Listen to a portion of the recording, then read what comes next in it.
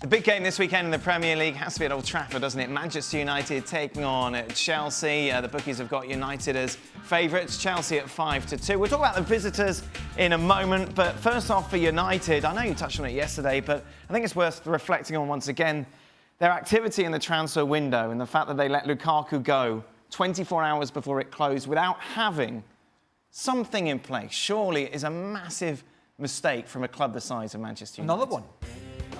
But, for a club that was so far behind last year and are such a big club with so much clout, to have as much time to think about it. Months and months and months to think about. This is all they've brought in now. You've got a theory about this, haven't you? Uh-oh. Have I just outed you? What's the theory, Stevie? I don't know if I dare ask. Well, I think that because of what happened at the back end of the year when they, 12 games, they had an absolute shocker.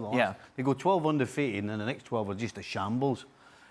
I'm not so sure that they're sitting there going, you know what, we're going to turn around and give this guy a whole treasure chest to spend when his team produced that at the end of the year.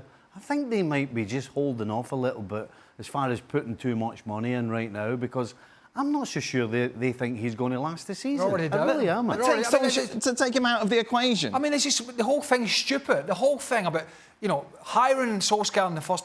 Look, the temporary hiring was fine. The permanent hiring, as you know, I could not get my head around it. And now this, whole summer and miles behind Liverpool and City domestically, never mind the European teams or some of the big clubs in Europe, and they go out and bring in a youngster from Swansea who, he's a Welsh international, but he's got a lot of learning, a youngster from Palace, and Harry Maguire, who's a good player, right? That's it. Do you know what? This game, I don't know about you, this game, I'm just like that, meh. I know, it is. I was like, it's not, because it's Chelsea, Man United, but it's not as we know it. Because not one of them will be fighting for the championship. But United, this doesn't surprise us anymore. Ever since Fergie left, it just seems to be one problem after another. And no matter who they have in charge, they bring in players that don't seem to click. They spend a lot of money on players that don't pay dividends. And there doesn't seem to be a resolution that's coming around the corner. Well, there's a common denominator for all those problems. Woodward.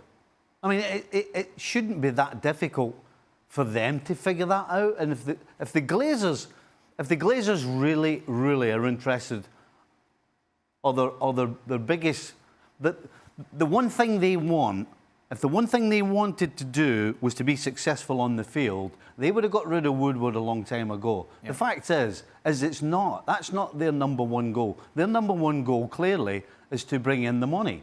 And Woodward, as far as that's concerned, is at the top of the tree.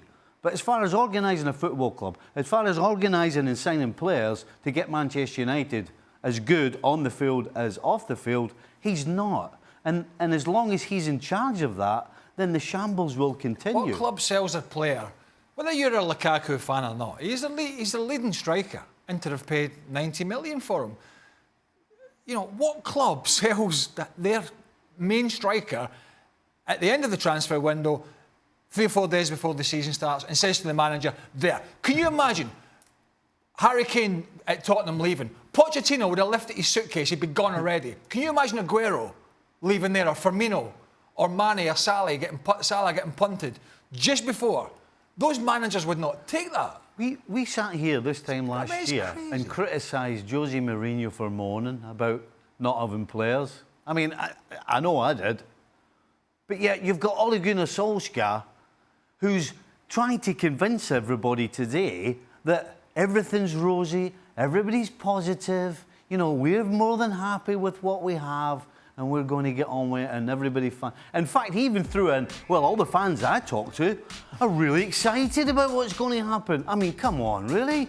It's such a pedestrian side, isn't it? We've talked about Liverpool and City, and obviously Maguire and Wan-Bissaka makes it better, but for Manchester United, one of the richest clubs in the world, great business, no doubt, to get 90 million for Lukaku, who, let's face it, wouldn't probably have started on Sunday. Daniel, they could knock a teapot over and the 90 million would drop out.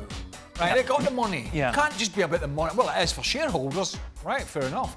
That's a side that's going to struggle. right? That's a bench that's going to struggle.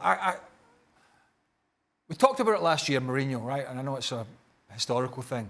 Mourinho did lots of things wrong, and he was a pain in the butt in the end. But I said at the time, I said, he's read the script here.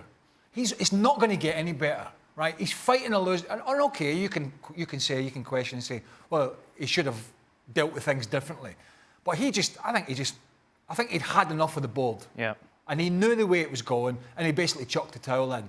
And, you know, for United fans, whilst the structure of this club is like this is what it's going to be like. I mean, Paul Pogba, let's be honest, Paul Pogba doesn't want to be at Man United. He wants to be somewhere else. That's clear. And he's going to have to play a big role. Well, thank you very much for watching ESPN on YouTube. For more sports highlights and analysis, be sure to download the ESPN app. And for live streaming, premium content, and let's not forget as well, ESPN FC 7 days a week. Subscribe to ESPN+.